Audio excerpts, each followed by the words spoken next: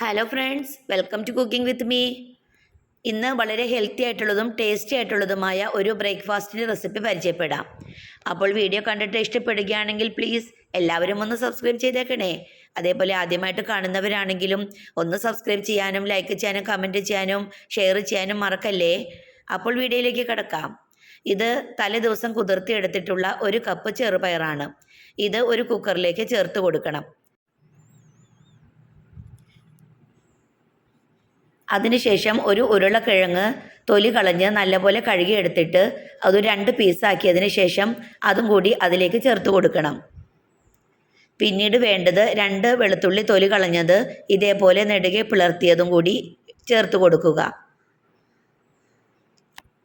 അതിനുശേഷം ഒരു പച്ചമുളക് ചെറുതായിട്ട് മുറിച്ചതും ചേർത്ത് കൊടുത്തിട്ട് ഒരു 1/4 ടീസ്പൂൺ മഞ്ഞൾപ്പൊടിയും പാകത്തിന് ഉപ്പും ചേർത്ത് അല്പം വെള്ളം ഒഴിച്ച് ഒരു 1/2 ഗ്ലാസ് വെള്ളം ഒഴിച്ചാൽ മതിയാവും. ഒഴിച്ച് ഒന്ന് ഇളക്കി യോജിപ്പിച്ചതിന് ശേഷം ഒരു 2 വിസിൽ കേൾപ്പിച്ചെടുത്താൽ ചെറുപയറും ഉരുളക്കിഴങ്ങും വെന്തിട്ടുണ്ടാകും. അങ്ങനെ കുക്കർ അടച്ചു വെച്ച് പയറ് വേവിക്കാൻ വയ്ക്കുക. അതിനുശേഷം 1 കപ്പ് അരിപ്പൊടി എടുക്കണം. ഇത് വറുത്ത അരിപ്പൊടിയാണ്. പത്തിരിക്കും ഇടിയപ്പത്തിനും എല്ലാം ഉപയോഗിക്കുന്ന വറുത്ത അരിപ്പൊടി 1 കപ്പ് എടുക്കണം. അതേ കപ്പിൽ തന്നെ 1 കപ്പ് വെള്ളവും ഒരു പാത്രത്തിലേക്ക് ഒഴിച്ചു കൊടുക്കണം. എന്നിട്ട് പാകത്തിനുള്ള ഉപ്പും ചേർത്ത് വെള്ളം നല്ലപോലെ തിളച്ച് വരുമ്പോൾ ഈ പൊടി ചേർത്ത് കൊടുത്തിട്ട് നന്നായി ഇളക്കി യോജിപ്പിച്ച് പൊടി വാട്ടിയെടുക്കണം. ആദ്യം ഹൈ ഫ്ലെയിമിൽ തന്നെ വെച്ച് ഒന്ന് ഇളക്കി യോജിപ്പിച്ചതിന് ശേഷം ചെറിയ തീയിലേക്ക് മാറ്റിയിട്ട് വെള്ളം വറ്റുന്നത് വരെ നല്ല പോലെ ഇളക്കി പൊടി വേവിച്ചെടുക്കണം. കട്ടയെല്ലാം ഇളക്കി വേവിക്കണം. പൊടിയുടെ എല്ലാ ഭാഗവും ഒരുപോലെ വെന്ത് കിട്ടണം. ഇത് ആവിയിൽ പുഴുങ്ങിയെടുക്കുന്ന ഒരു ഐറ്റം ആയതുകൊണ്ട് വളരെ ഹെൽത്തിയാണ്. എല്ലാവരും ഇത് ട്രൈ ചെയ്ത് നോക്കണം കേട്ടോ. വളരെ ടേസ്റ്റിയുമാണ്. അപ്പോൾ അങ്ങനെ പൊടി വാട്ടിയതിന് ശേഷം ഒന്ന് മൂടി വെച്ച് ഒരു 5 മിനിറ്റ് അങ്ങനെ മൂടി വെക്കണം. അപ്പോഴേക്കും പയറ് വെന്തിട്ടുണ്ടാകും. വെള്ളമെല്ലാം നല്ലപോലെ വറ്റിയിരിക്കണം പയറിൻ്റെ. അങ്ങനെ വെന്ത പയറിൽ നിന്നും ഉരുളക്കിഴങ്ങ് മാറ്റണം. ഉരുളക്കിഴങ്ങ് ഒരു പാത്രത്തിലേക്ക് മാറ്റുക.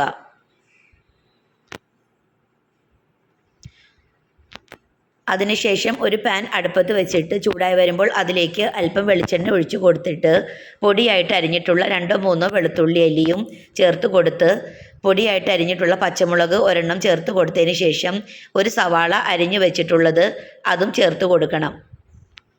എന്നിട്ട് അല്പം ഉപ്പും കൂടി ചേർത്ത് കൊടുത്തിട്ട് നല്ല പോലെ സവാള വഴറ്റിയെടുക്കണം.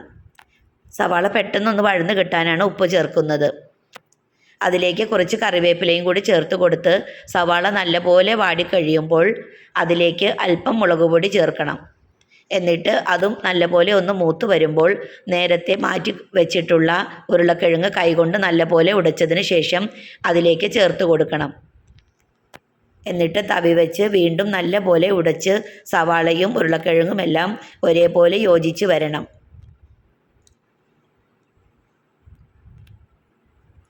അങ്ങനെ നല്ലപോലെ മിക്സാക്കി കഴിയുമ്പോൾ നേരത്തെ വേവിച്ച് വെച്ചിട്ടുള്ള ചെറുപയറും കൂടി ഇതിലേക്ക് ചേർത്ത് കൊടുക്കണം. ഈ സമയത്ത് ഉപ്പ് നോക്കിയിട്ട് പോരെങ്കിൽ കുറച്ച് ഉപ്പ് ചേർത്ത് കൊടുക്കണം.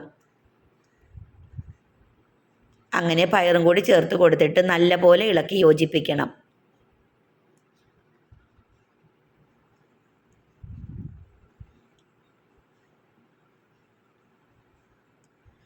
ഇതേപോലെ നല്ലപോലെ ഇളക്കി യോജിപ്പിച്ചിട്ട് അതിലേക്ക് ഒരു 2 ടീസ്പൂൺ തേങ്ങ ചിരകിയതും കൂടി ചേർത്ത് കൊടുക്കണം. തേങ്ങ ചേർത്ത് കൊടുത്തിട്ട് ഒന്ന് ഇളക്കി യോജിപ്പിച്ച് കഴിഞ്ഞാൽ നമുക്ക് ഗ്യാസ് ഓഫ് ചെയ്യാം. അങ്ങനെ ഒരു മിക്സ് തയ്യാറാക്കി വെക്കുക. അതിനുശേഷം നേരത്തെ വാട്ടി വെച്ചിട്ടുള്ള പൊടി ഇപ്പോൾ ചെറുതായിട്ട് ചൂടാറിയിട്ടുണ്ടാകും. അങ്ങനെ പൊടി നല്ല പോലെ കുഴച്ചെടുക്കണം. ഇടയ്ക്ക് അല്പം എണ്ണയും കൂടി കയ്യിൽ തടകിയിട്ട് നല്ലപോലെ കുഴച്ച് മയപ്പെടുത്തി എടുക്കണം. അതിനുശേഷം ഒരു പ്രസ് എടുത്തിട്ട് അതിലേക്ക് ഒരല്പം എണ്ണ തടകി കൊടുക്കണം. എന്നിട്ട് ഓരോ ബോൾസും ഇതിലേക്ക് വെച്ച് പരത്തിയെടുക്കണം. ഇതേപോലെ കുറച്ച് വലിയ ഒരു ബോളായിട്ട് എടുക്കണം. എന്നിട്ട് ഒന്ന് പരത്തിയതിന് ശേഷം ഏതെങ്കിലും ഒരു ഷേപ്പ് വെച്ചിട്ട് എന്തെങ്കിലും ഒരു ഷേപ്പുള്ളത് വെച്ചിട്ട് ഒന്ന് ഷേപ്പാക്കി എടുക്കണം. കാരണം എല്ലാത്തിനും ഒരേ വലിപ്പം കിട്ടുന്നതിന് വേണ്ടിയാണ് ഇങ്ങനെ ചെയ്യുന്നത്. അപ്പോൾ ഇങ്ങനെ എന്തെങ്കിലും വെച്ച് ഒരു അടപ്പ് വെച്ചിട്ടൊന്ന് ഷേപ്പാക്കി എടുത്തതിന് ശേഷം അധികം നൈസായിട്ട് പരത്തരുത്, ഒരിത്തിരി കട്ടിയോടുകൂടി വേണം പരത്തിയെടുക്കാൻ. ദാ ഇതുപോലെ. എന്നിട്ട് നമ്മൾ നേരത്തെ തയ്യാറാക്കിയ പയറിൻ്റെയും ഉരുളക്കിഴങ്ങിൻ്റെയും കൂട്ട് ഇതിൻ്റെ നടുവിലേക്ക് വെച്ച് കൊടുക്കണം. എന്നിട്ട് നല്ലപോലെ ഒന്ന് ഒതുക്കി കൊടുത്തതിന് ശേഷം ഇത് കൈ വെച്ച് ഒട്ടിച്ചെടുക്കണം. അപ്പോൾ തുമ്പ് ഒട്ടിച്ച് കൊടുക്കുമ്പോൾ നമ്മുടെ കയ്യിലൊരല്പം വെളിച്ചെണ്ണ തടവുകയാണെങ്കിൽ പൊടി കയ്യിൽ ഒട്ടിപ്പിടിക്കാതെ ഇരിക്കും. എളുപ്പത്തിൽ ഇത് ഒട്ടിച്ചെടുക്കാൻ പറ്റും. അങ്ങനെ നല്ലപോലെ ചേർത്ത് വയ്ക്കണം. പൊട്ടിപ്പോകാതെ ശ്രദ്ധിക്കണേ. അപ്പോൾ നമ്മൾ തയ്യാറാക്കിയ പൊടി കൊണ്ട് ഇങ്ങനെ ഓരോന്നും ഉണ്ടാക്കിയെടുക്കണം. ഞാനിപ്പോൾ ഒരു 7 എണ്ണമാണ് ഉണ്ടാക്കിയത്. ബാക്കി പൊടി ഉണ്ടായിരുന്നു. 7 എണ്ണം മാത്രമേ ഉണ്ടാക്കിയിട്ടുള്ളൂ.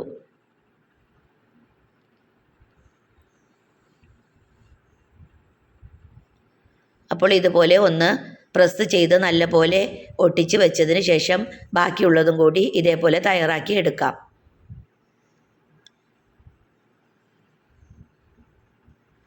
ഇതുപോലെ.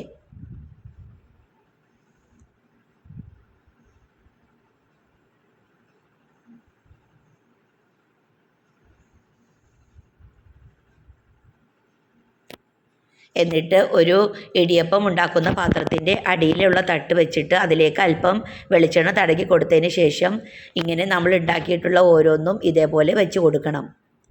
അധികം ഒട്ടിപ്പിടിക്കാത്ത രീതിയിൽ വേണം വയ്ക്കാൻ. അങ്ങനെ വെച്ചതിന് ശേഷം മൂടി വെച്ച് ഹൈ ഫ്ലെയിമിലിട്ട് നല്ലപോലെ വേവിച്ചെടുക്കണം. അങ്ങനെ അടിപൊളിയായിട്ടുള്ള ടേസ്റ്റി ആയിട്ടുള്ള പലഹാരം തയ്യാറായിട്ടുണ്ട്. എല്ലാവരും ഇതൊന്ന് ട്രൈ ചെയ്ത് നോക്കണേ. അപ്പോൾ എല്ലാവർക്കും ഇഷ്ടപ്പെടുകയാണെങ്കിൽ ഒന്ന് സബ്സ്ക്രൈബ് ചെയ്യണേ.